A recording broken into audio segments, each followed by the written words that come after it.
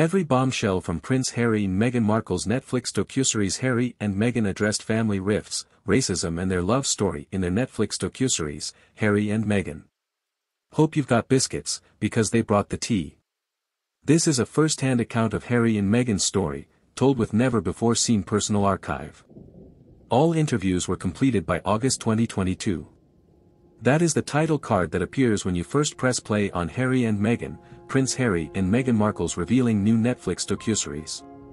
With the couple's Archwell Productions serving as one of the production companies involved in the project, the first 3 episodes of the highly anticipated show premiered globally on December 8 and jumped right in with self-taped video diaries by its 2 titular subjects.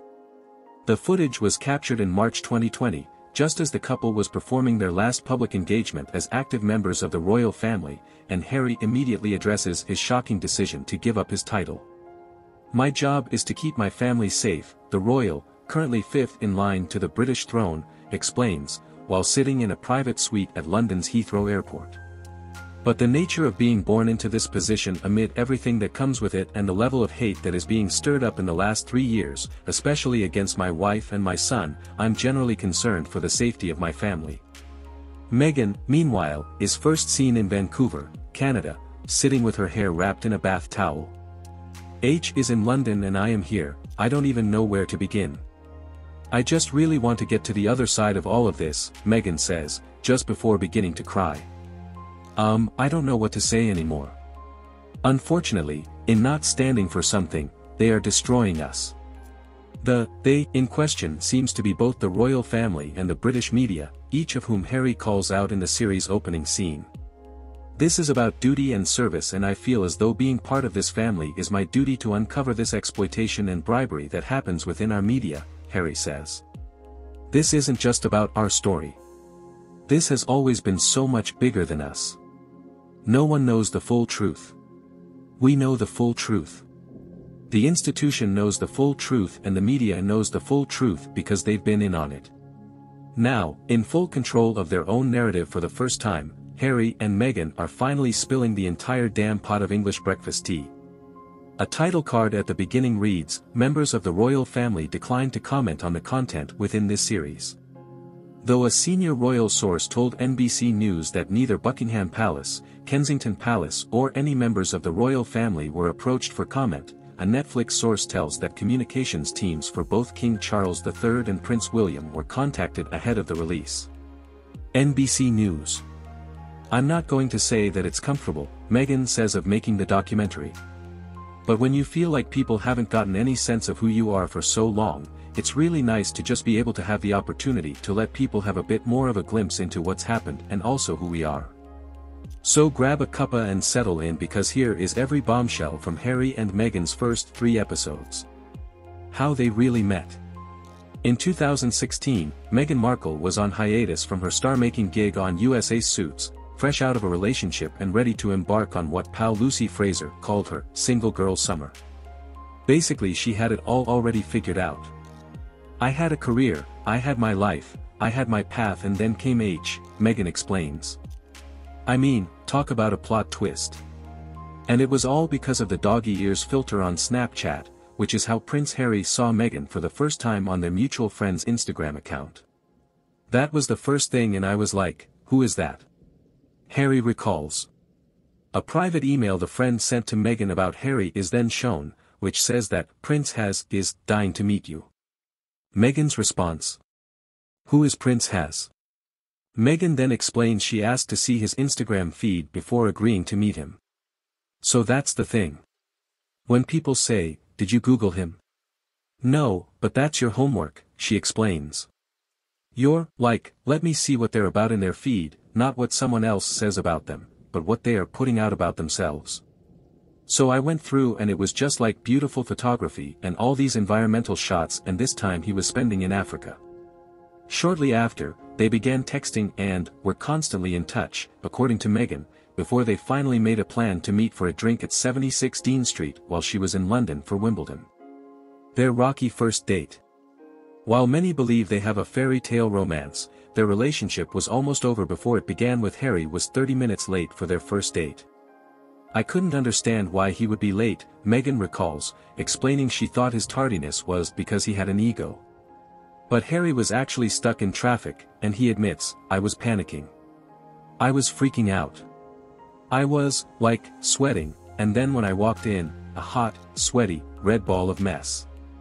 Meghan was quickly charmed by Harry, telling him during their interview, "You were just so sweet. You were genuinely so embarrassed." Despite his late arrival, the pair quickly hit it off. "He was just so fun. Just so refreshingly fun," Meghan gushes. "And that was the thing, we were, like, childlike together." Harry's biggest relationship fear. After witnessing how Princess Diana was treated by the media during her marriage to King Charles III and then in the aftermath of their official separation in 1992, Harry says he began to understand the pain and suffering that women who marry into the royal family endure.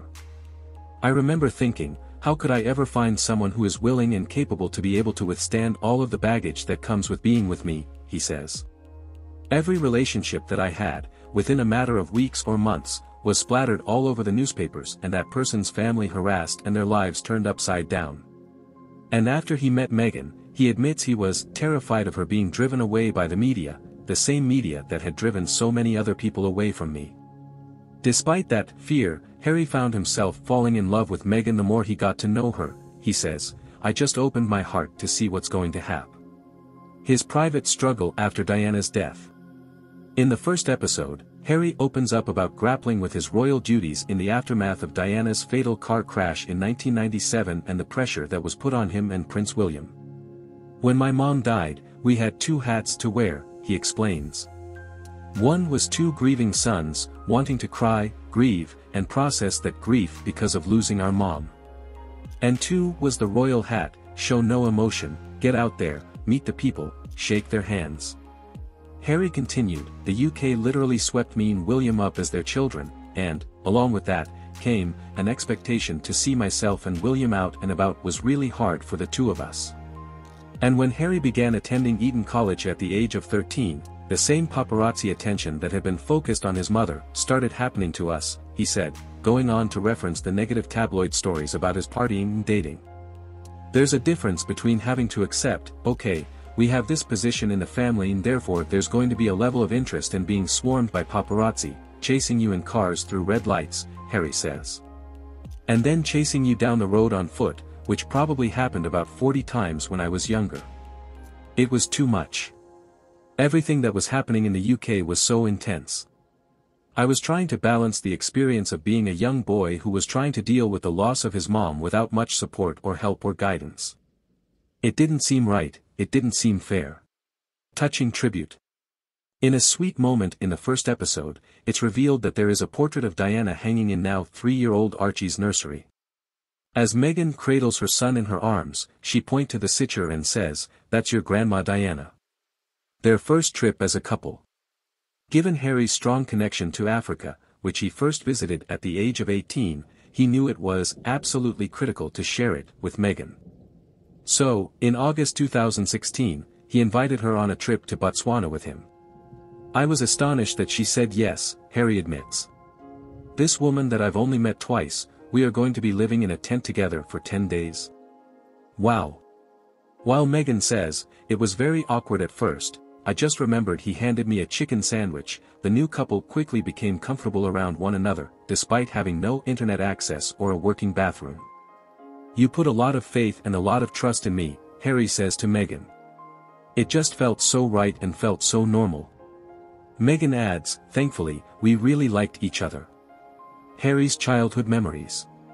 When asked to recall if there was a moment he knew his family was different, Harry says there isn't one specific event he can point to and that it was more of a gradual awareness.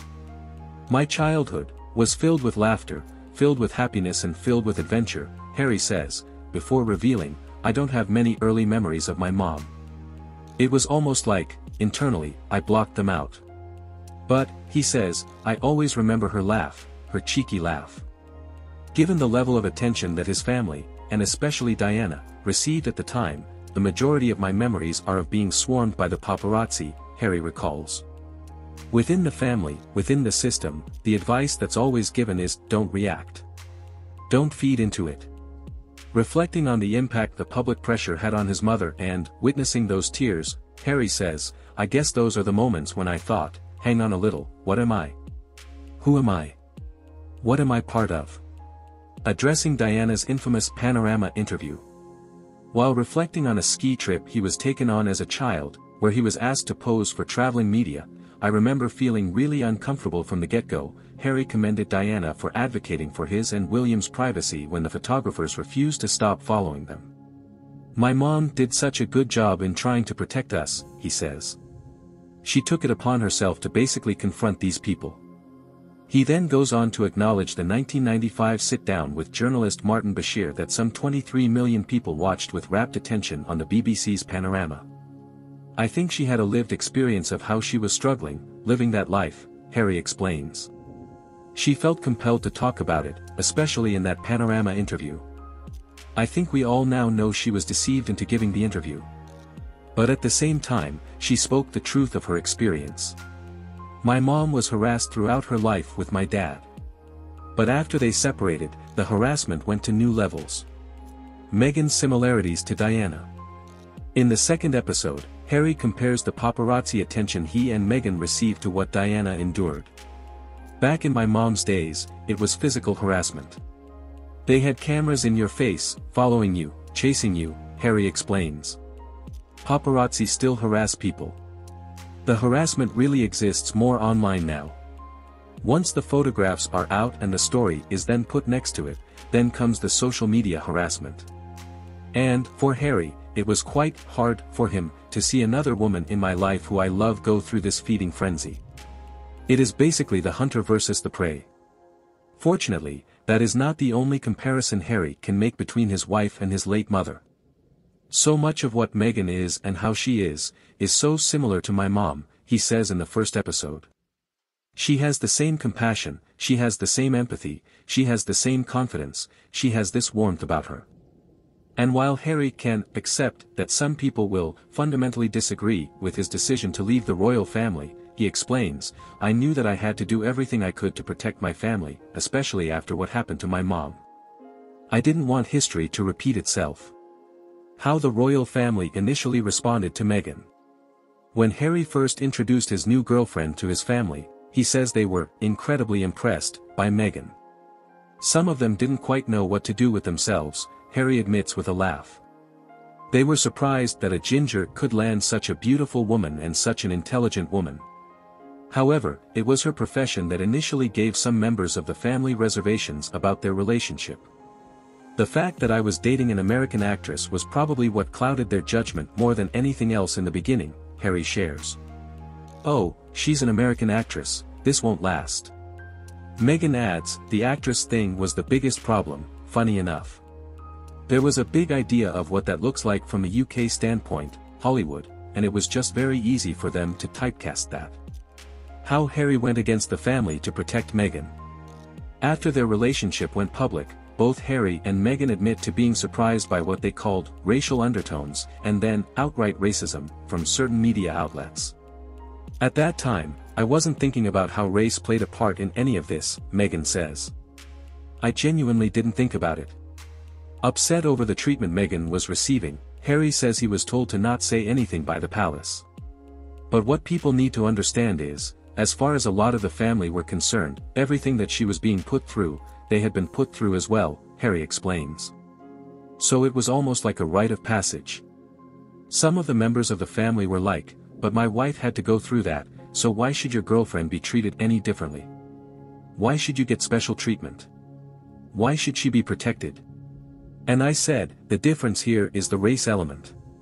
Harry ultimately went against the palace's protocol, issuing a statement in November 2016 that condemned the abuse and harassment Meghan was being subjected to by the media.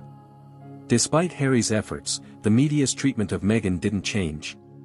But at the time of their engagement in 2017, Meghan said she still believed what she was being told by the royal family. "It will pass, it will get better. It's just what they do right at the very beginning," Meghan shares. This promise of, "Once you're married, don't worry, it will get better. Once they get used to you, it will get better, of course it will get better. But truth be told, no matter how hard I tried, no matter how good I was, no matter what I did, they were still going to find a way to destroy me. The first time Meghan met Will and Kate. While discussing her naivete when it came to royal customs, Meghan opens up about the first time she met her future brother-in-law and his wife, Kate Middleton, when they came over for dinner. "I remember I was in ripped jeans and I was barefoot," Meghan recalls. "I was a hugger, I've always been a hugger. I didn't realize that that is really jarring for a lot of Brits." And the formality between Meghan and the couple continued throughout the encounter, she shared. "I started to understand very quickly that the formality on the outside carried through on the inside," she explains. "That there is a forward-facing way of being and then you close the door and go, oh great, okay, we can relax now. But that formality carries over on both sides and that was surprising to me."